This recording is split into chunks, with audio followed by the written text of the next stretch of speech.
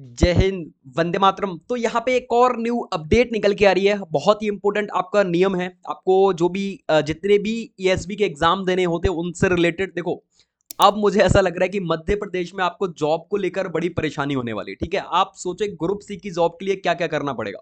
यहाँ पे नया नियम अभी क्या निकल के आया है, जस्ट इन आप देखो। फिर मैं आपके और भी कुछ डाउट्स इनको क्लियर करूंगा। ये पीडीएफ है जो कि आपकी ऑफिशियली यहाँ पे मेंशन करी गई है ईएसबी की साइड से। आप देखोगे यहाँ पे सबसे इंपॉर्टेंट अभी क्या निकल के आया है वो हम बात करते हैं। यहाँ पे नियुक्ति के अधिकार को लेकर एक अपडेट निकल के आ रही है। अच्छा बता दूं आपको सिंपल सा समझाने के लिए, ये इस नियुक्ति का अधिकार में कहा गया है कि जैसे कि अभी जो जैसी वैकेंसी निकलेगी, एज एग्जांपल आरईओ की जो वैकेंसी निकलेगी, ठीक है, उसमें आप क्वालिफाई कर लिए, देन आपकी जॉब लग गई, आपको आप क्या बन गए, आप आरईओ बन चुके हो। साल 2000 जो पेपर है आपका 26 में, आप क्या होगा भाई, आरईओ बन गए। अब नेक्स्ट अगर साल 2027 में आपकी चलो कोई वैकेंसी है, लाइक आपका एसईडीओ वगैरह आया, ठीक है, चलो आपको ट्राई करना है, एसईडीओ आया, कभी कोई और ऑफिसर की प्लांट प्रोटेक्शन कुछ भी, पैथोलॉजी वगैरह जो भी वैकेंसीज निकल के आई, तो इनका कहने का मतलब है कि सिर्फ और सिर्फ अब आप ओनली एक बार यहां पे अपग्रेड कर सकते हो, मतलब फॉर्म डाल के अब आप सेकंड बार एचडीओ बन सकते हो। बाकी इसके बाद जो भी भर्ती आपका ईएसबी कराएगा, फिर आप नेक्स्ट जो है थर्ड बार आप सोचोगे मैं तीसरी बार कोई अलग से यहाँ पे कोई ऑफिसर बनूं, कोई फॉर्म भरूं, नहीं भर पाओगे आप किसी भी जॉब के लिए। ये यहाँ पे कहने का मतलब है सिर्फ आपके पास एक मौका रहेगा, देन आप एक बार क्वालिफाई कर चुके हैं, आपने शपथ ले ली। सिंपल सा देखो यहाँ पे क्या लिखा हुआ आप देख सकते हो, यदि कोई अभ्यर्थी किसी भी वर्ष की परीक्षा के आधार पर शासकीय सेवा यानी गवर्नमेंट सेवा की बात कर रहा है और पदभार ग्रहण करता है, कोई भी पदभार ग्रहण कर चुका है, ठीक है, और नियमित शासकीय सेवा में रहते अधिकतम एक बार उसकी नियुक्ति किसी अन्य पद पर की जा सकेगी। वही मैंने बताया, आप अपग्रेड करना चाह रहे हो, लाइक आप एसडीओ बनना चाह रहे हो, बिल्कुल आप आरईओ छोड़कर एसडीओ बन सकते हो, ठीक है, नियुक्ति पद की जा सकेगी। इसके बाद देखो, दूसरी नियुक्ति के उपरांत वह मंडल की परीक्षा के आधार पर किसी भी सेवा अथवा पद के लिए अहर हो जाएगा। मतलब कहने का मतलब वो एलिजिबल नहीं रहेगा। आप नेक्स्ट या थर्ड उसके लिए जाओगे तो आप यहां पे प्रॉपर तरीके से अप्लाई नहीं कर पाओगे। यानी कहने का मतलब अधिकतम एक बार नवीनतम पद पर नियुक्ति की जा सकेगी। ये नियम यहां पे निकल के आया, बहुत इंपॉर्टेंट है। और लगातार कंटिन्यूअसली ये नियम निकल के आ रहे हैं। और आपको बता दूं, ये नियम अभी सारे के सारे 5 जून से आपके अप्लाई हो जाएंगे, अक्टूबर से खैर ये वाला नियम जो है अभी अप्लाई हो जाएगा। और बाकी जो कुछ नियम है 100% आपके नियम इसी अक्टूबर से आपके सारे के सारे जो ड्राफ्ट बन के तैयार हुआ है, सारे नियम अक्टूबर 2026 से लागू हो जाएंगे। आपको पता है कि हमारी जो वैकेंसीज है वो समूह 1, उप समूह 1, समूह 2 ये जो है, इसमें नवंबर में आपका पेपर होने वाला है। तो वेरी वेरी इंपॉर्टेंट, और ये आपको पता होना चाहिए। डे बाई डे सारी की सारी चीजें, सारा पैटर्न बदल रहा है, और वो भी एक इतना सारा फाइट करना पड़ता है ग्रुप सी की जॉब्स के लिए। आप सोचो सारी चीजें, और वेरी वेरी इंपॉर्टेंट, आपके कंफ्यूजन था आपको दिमाग में कि भैया पेपर एक देना है कि दो देना है, उसको भी देखो कंफ्यूजन को दूर करने वाले हैं डिस्कस करके। एक एक चीज आपके साथ यहाँ पे डिटेल में शेयर करूंगा मैं। पीडीएफ यहाँ पे निकल के आई, और बता दूं यहाँ पे जो चीजें हैं सारी की सारी 10 सूत्र करके आपका एक ऑथेंटिक जो है यहाँ पे ये वेबसाइट है, आप जाके कभी भी देखोगे तो इन्होंने भी इस चीज को मेंशन किया हुआ है। वेरी वेरी इंपॉर्टेंट, ठीक है। इसके बाद नेक्स्ट आप देखो यहाँ पे क्या लिखा हुआ है, उसको उनको जानते हैं हम। बहुत इंपॉर्टेंट चीजें हैं जो कि यहाँ पे निकल के आई। देखो, हम एग्रीकल्चर वाले हैं, हमारे को पोस्ट है मतलब है, जितनी भी एग्रीकल्चर की पोस्ट है तो हमारे को सिर्फ एग्रीकल्चर की पोस्ट से मतलब है। बेसिकली आप अदर भी दे सकते हो, कोई दिक्कत वाली बात नहीं, लेकिन मैं यहाँ पे एग्रीकल्चर की बात करूंगा। तो जो आपके एग्रीकल्चर के स्टूडेंट्स हैं वो आपके संयुक्त तकनीकी अर्हता परीक्षा के अंतर्गत आएंगे। मतलब आपका जो यहाँ पे टेक्निकल पेपर होने वाला है। सिंपल सा कहने का मतलब यहाँ पे टेक्निकल पेपर होगा। अब वो सिस्टम गया आपका कि 200 नंबर का पेपर होगा, 100 नंबर का सी सेट आएगा, 100 नंबर की एग्रीकल्चर आएगी, वो सिस्टम यहाँ पे खत्म होगा, टोटली एंड टोटली एंड है। यहाँ पे जो आपका पेपर होगा संयुक्त तकनीकी अर्हता परीक्षा होगी प्रविष्ट वन के अनुसार। अभी हम देखेंगे सारी चीजें, ठीक है। नेक्स्ट इसके बाद संयुक्त सामान्य अर्हता पेपर है, वो इंजीनियरिंग वगैरह के जो पेपर होते हैं इसमें आएंगे, शिक्षक वगैरह के जो पेपर इस कैटेगरीज में आएंगे, ठीक है। लेकिन हम टेक्निकल अगर परीक्षा की बात करें तो यहाँ पे एग्जाम पैटर्न भी समझने वाले हैं, टेंशन लेने की जरूरत नहीं है। मैं आपके साथ सिलेबस भी यहाँ पे शेयर करूंगा, वेरी वेरी इंपॉर्टेंट सारी की सारी चीजें। और देखो यहां पे कहने का मतलब है, जहां तक मुझे चीजें समझ में आई है मैं आपको समझाने की कोशिश कर रहा हूं। देन अगर आपको लगता है कि नहीं भैया इसमें चेंजेस है तो आप मुझे करेक्शन कर सकते हो। देखो बेसिकली मुझे ये समझ में आ रहा है इन पीडीएफ को पढ़ने के बाद, सिंपल सा, जैसे कि मैं आपको समझाता हूं 2026 में आपकी कोई वैकेंसी निकली, एज एग्जांपल के तौर पर आरईओ की वैकेंसी निकली 2026 में, हम इसी को लेकर चल रहे हैं। देन आपने क्या किया कि इसमें कुछ बच्चों ने अच्छे मार्क्स किए और यहां पे कुछ स्टूडेंट्स क्या हो गए भाई, यहां पे क्वालिफाई कर गए, ठीक है, कुछ स्टूडेंट क्या कर गए, क्वालिफाई कर गए जॉब के लिए, ठीक है। आपने पेपर दिया, आपने 100 नंबर का पेपर दिया, आपके परसेंटाइल बेस में आपका क्या है, स्कोर आया। स्कोर आपका किसके बेस में आया, परसेंटाइल के बेस में आया, ठीक है। तो आपने, अब जिसने अच्छा स्कोर किया होगा भाई ऑब्वियसली सी बात है वो आपका एक कट ऑफ मार्क्स रहेंगे उसमें क्वालिफाई कर जाएगा, ठीक है, पोस्ट भर जाएंगी। अब जो स्टूडेंट्स ऐसे रहेंगे भाई जिनके क्या रहेंगे, स्कोर बहुत कम रहेंगे या कम रहेंगे, कम के आसपास, कट ऑफ से थोड़ा बहुत नीचे रहेंगे, है ना, या कट ऑफ के आसपास भी, कट ऑफ में भी रहेंगे, तो कट ऑफ में रहेंगे तो देखो सिंपल सा कहने का मतलब एक और भी यहां पे ये है कि एक ये मार्क्स आपके लिए डिसाइड करेंगे, एक नंबर डिसाइड करेंगे, मतलब मिनिमम मार्क्स यहां पे डिसाइड करेंगे कि भैया इतने नंबर से आपके ऊपर मार्क्स होना चाहिए, तब तब जाके आपका स्कोर कार्ड निकालेंगे। एक बात और ध्यान रखना, पहले परीक्षा में क्या होता था कि किस सबके जिसके, मान के एग्जाम्पल दे रहा हूं आपको, मान के जिसके 5 नंबर हैं, 10 नंबर है, 8 नंबर है, किसी के 96 नंबर है, 95 नंबर है, हर एक स्टूडेंट का क्या करते थे भैया, वो स्कोर कार्ड निकालते थे प्रॉपर, आपको पता होगा, ठीक है। लेकिन यहां पे वो एक प्रॉपर एक मिनिमम मार्क्स यहां पे क्राइटेरिया सेट करेंगे और उन्हीं स्टूडेंट्स का ही यहां पे स्कोर कार्ड जो है रिलीज किया जाएगा जो उन मार्क्स को फुलफिल करेंगे, यानी मार्क्स से ऊपर रहेंगे। समझ में आया, हर एक स्टूडेंट्स का यहां पे प्रॉपर तरीके से आपका स्कोर कार्ड नहीं निकाला जाएगा। क्लियरली समझ में आ रहा है। तो अच्छा, अब जो भी स्टूडेंट्स आपके पहुंच जाएंगे, देखो यहां पे अब ये आप दिमाग से निकाल देना कि आपके 2 पेपर होने वाले हैं। अगर कभी मेरे से थोड़ा बहुत मिस्टेक हो गई हो तो मैं उन शब्दों को वापस लेता हूं।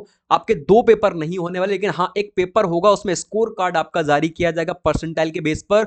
और जो आपका ये स्कोर कार्ड निकल के आएगा, ये स्कोर कार्ड आपके जो एग्रीकल्चर की जो भी वैकेंसीज रहेंगी उनमें आपका स्कोर कार्ड 2 साल या 2.5 साल के लिए आपका एलिजिबल रहेगा, प्रॉपर तरीके से 2.5 साल के लिए एलिजिबल है। मतलब इसके बेस में अगर फिर से वैकेंसीज आती हैं तो आप वहां पे फॉर्म भर के अप्लाई कर सकते हो। लेकिन हाँ, आपको परीक्षा देनी पड़ेगी, आप एलिजिबल हो, लेकिन आप कोशिश करते रहो कि अपना स्कोर बेटर करते रहो, स्कोर बेटर करते रहो। समझ रहे हो मेरी बात को, स्कोर ऑलवेज इन ऑलवेज आपको अच्छा करना है, ठीक है, क्योंकि आप पिछली बार सिलेक्ट नहीं हुए थे, आपका ऐसा नहीं है, आप एलिजिबल हो, आप सेकंड बार आपकी वैकेंसी निकल के आई, आप इसमें फॉर्म भरोगे, ठीक है, इसमें फॉर्म भरने के लिए आप क्या हो, एलिजिबल हो, आप भर सकते हो।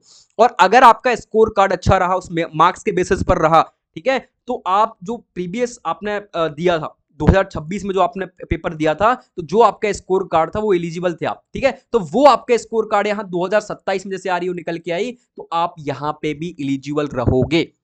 अगर आप वो कट ऑफ मार्क्स पार कर रहे हो, उसके आसपास हो, तो आप उस स्कोर कार्ड के बेसिस पर भी आपको सीट अलॉट हो सकती है। समझ में आ रहा है मेरी बात, उस स्कोर कार्ड के बेसिस पर भी आप आरईओ बन सकते हो। लेकिन हमेशा आपको परीक्षा, आप 2027 में मेरे हिसाब से फिर से परीक्षा दो, इसलिए देना चाहिए क्योंकि आप हमेशा आपका एक स्कोर कार्ड मेंटेन करके चलो, अपना स्कोर अच्छा करके चलो, जिससे आपके जॉब मिलने के चांसेस ज्यादा बढ़ जाते हैं।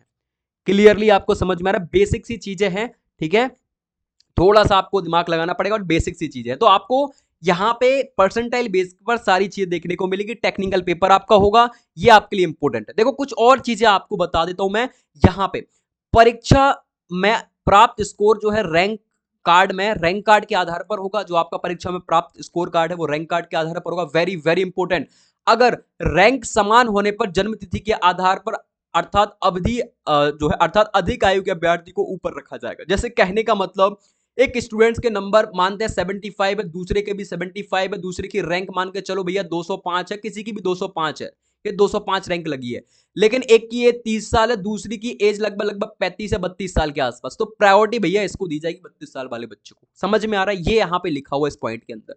दूसरा, आप यहां पे देखोगे चयन परीक्षा, इन्होंने सारी चीजें मेंशन कर रखी हैं भैया, ये कभी भी क्या कर सकते हैं इन्होंने, देखो चयन सूची जारी करने की प्रक्रिया, विशेष चयन परीक्षा के परिणाम के आधार पर मंडल द्वारा आरक्षण वगैरह सारी चीजें यहां पे लागू करी जाएंगी, कोई प्रॉब्लम क्रिएट नहीं होने वाली, ठीक है। आधार आयु सीमा आपकी प्रॉपर तरीके से मेंशन होनी चाहिए। न्यूनतम अर्हता इन्होंने मेंशन कर रखी है भाई, जिस भी क्वालिफिकेशन आपके पास अनिवार्य रूप से आपकी क्वालिफिकेशन होना चाहिए। कहने का मतलब यह है कि मतलब जिस दिन भी डेट निकलेगी फॉर्म की लास्ट डेट तक आपकी क्या होना चाहिए, डिग्री कंप्लीट होना चाहिए। अगर आप ऐसा चल रहा है कि आपकी रनिंग में, तो रनिंग वगैरह में आप यहाँ पे एलिजिबल नहीं रहोगे। आपकी जैसे 31 तारीख किसी भी डेट की लास्ट डेट है, एज एग्जांपल मान के चलते किसी की 29 तारीख लास्ट डेट है फॉर्म फिलिंग की, उसके 29 तारीख तक आपको डिग्री कंप्लीट होना चाहिए, देन आप एलिजिबल रहोगे। ठीक है, ये यहां पे सारी चीजें इन्होंने मेंशन कर रखी है, वेरी वेरी इंपॉर्टेंट। और इसके साथ साथ आप देखोगे यहां पे इन्होंने और क्या मेंशन किया हुआ है, अपने लिए बहुत इंपॉर्टेंट चीज है यहां पे लिखी, मैं आपको बताता हूं अभी जस्ट। ये परीक्षा जो इन्होंने लिखा हुआ पाठ्यक्रम को लेकर, परीक्षा पाठ्यक्रम निर्धारण, ये आपका कभी भी परीक्षा पाठ्यक्रम भी बदल सकते हैं। मंडल को यह अधिकार होगा कि वह सामान्य प्रशासन विभाग एवं संबंधित विभाग के परामर्श के उपरांत किसी भी आहत परीक्षा में पाठ्यक्रम और परीक्षा का प्रारूप निर्धारित कर सकेगा। ये खुद से जो है, जैसे आपका एग्रीकल्चर डिपार्टमेंट है और ईएसबी है, दोनों बातचीत करके आपका नया सिलेबस भी बना सकते हैं, नया सिलेबस आपके सामने दे सकते हैं। इनके पास अधिकार है, इन्होंने मेंशन किया हुआ है। ठीक है, परीक्षा केंद्र का आवंटन, ये वेरी वेरी इंपॉर्टेंट। आपको अगर कोई डिफरेंट परीक्षा से आपने सेंटर 4 सेंटर भरे हैं, जैसे कि मैंने फर्स्ट पर उज्जैन डाल दिया, सेकंड पर मैंने इंदौर डाल दिया, थर्ड पे भोपाल, चौथे पर जबलपुर, तो इनसे हट के भी आपको सेंटर मिल सकता है। कहने का मतलब ये है, इसके अंदर लिखा हुआ है, तो ये आप यहां पे क्लेम नहीं कर सकते उनसे कि भैया जो मैंने प्रायोरिटी दी है मुझे वो क्यों नहीं मिला, मिल भी नहीं सकता। ठीक है, इन्होंने बोला है कि अगर डिफरेंट भी मिले तो आपको लेना पड़ेगा, ये इन्होंने स्पेशली मेंशन किया हुआ है। नेक्स्ट यहां पे आप देखो, वेरी वेरी इंपॉर्टेंट, जो आपका टेक्निकल पेपर होने वाला है, टेक्निकल पेपर एग्रीकल्चर वालों का, जैसे टेक्निकल पेपर होगा संयुक्त तकनीकी अर्हता, तो उनमें आपको पता है कि जैसे अपन एग्रीकल्चर वाले हैं भाई साहब, तो अपना कृषि रहेगा, तो कृषि रहेगा जिसमें इन्होंने मेंशन किया हुआ है कि 100 मार्क्स का आपका पेपर होगा, जिसमें 75 आपके जो है एग्रीकल्चर के प्रॉपर आपको क्वेश्चन देखने को मिलेंगे। देन इसके साथ साथ 25 क्वेश्चंस आपको मध्य प्रदेश सामान्य ज्ञान, करंट अफेयर्स, मध्य प्रदेश की राज्य व्यवस्था, शासकीय योजनाएं, सामान्य ज्ञान 10वीं स्तर का, तार्किक गणित 10वीं स्तर, व्याकरण, प्रशासनिक, भाषा एवं सामान्य कंप्यूटर, वो सारी चीजें आपके इसके अंदर इंक्लूड इन्होंने कर दी है। तो प्रॉपर तरीके से 25 क्वेश्चंस आपके इसके रहेंगे और 175 इसके, और 1 आपकी जो है नेगेटिव माइनस 1/4 के आसपास की आपकी नेगेटिव माइनस मार्किंग भी इन एग्जाम्स के अंतर्गत आपकी रहने वाली है। तो ये आपको ध्यान रखना है, वेरी वेरी इंपॉर्टेंट। सॉरी, 0.25 की आपकी नेगेटिव माइनस मार्किंग यहां पे रहेगी। हर क्वेश्चन अगर गलत करते हो तो 1 नंबर 0.25 मार्क्स आपके यहां पे कट हो जाएंगे। तो ये सारी की सारी चीजें आपको पता होगी। और जितने भी पेपर होंगे इस विभाग के, लाइक आपका पशु विज्ञान के जितने पेपर होंगे, ठीक है, स्टेनो, इलेक्ट्रिशियन, पैरामेडिक्स का, विद्युत अभियांत्रिकी, मैकेनिकल, सिविल इंजीनियर, विधि, सांख्यिकी, ठीक है, सांख्यिकी प्रबंधन, ये सब के सब जो पेपर आपके होंगे उनके अंतर्गत आपका संयुक्त जो है तकनीकी परीक्षा के अंतर्गत ही ये विभागों की जो है वैकेंसीज आने वाली है, सब आपके इसी के कैटेगरीज के अंतर्गत। संयुक्त अर्हता परीक्षा जो होगी उसके अंतर्गत आप देखोगे तो आपको ये चीजें देखने को मिल जाएगी, लाइक सामान्य ज्ञान परीक्षा, मध्य प्रदेश सामान्य ज्ञान, ठीक है, ये उनका अलग से डिफरेंट डिफरेंट दिया हुआ है। ठीक है, तो अपने एग्रीकल्चर वाले बच्चों के लिए ये बहुत ज्यादा इंपॉर्टेंट होने वाला है, तो आपको ध्यान में रखना है, सारी की सारी चीजें बहुत बेसिक है। और 100% मैं आपको बता दूं, ये आपका अक्टूबर में सारा का सारा ड्राफ्ट बन के रेडी हो जाएगा। आपको पता है भाई 5 जून तक इन्होंने सुझाव मांगे हुए हैं, और ये आपको प्रॉपर आपका ड्राफ्ट लागू कर दें, करना ही करना है, कोई रोक नहीं रहा है। तो प्रॉपर तरीके से भाई तैयारी करने लग जाओ। ये ऑफिशियल साइट्स है, आपको 100% आपकी वैकेंसी आ रही वगैरह की आनी है। ठीक है, तो बाकी फिर हम देखते हैं नेक्स्ट अपडेट में, मिलते हैं भाई क्या है और इन्फॉर्मेशन निकल के आती है आपके आरयू एग्जाम्स को लेकर, हम बात करेंगे डिटेल में, इन पर चर्चा करेंगे। बाकी हम मिलते हैं नेक्स्ट अपडेट के साथ। Bye bye, tata and take care, और जय हिंद, जय भारत, वंदे मातरम।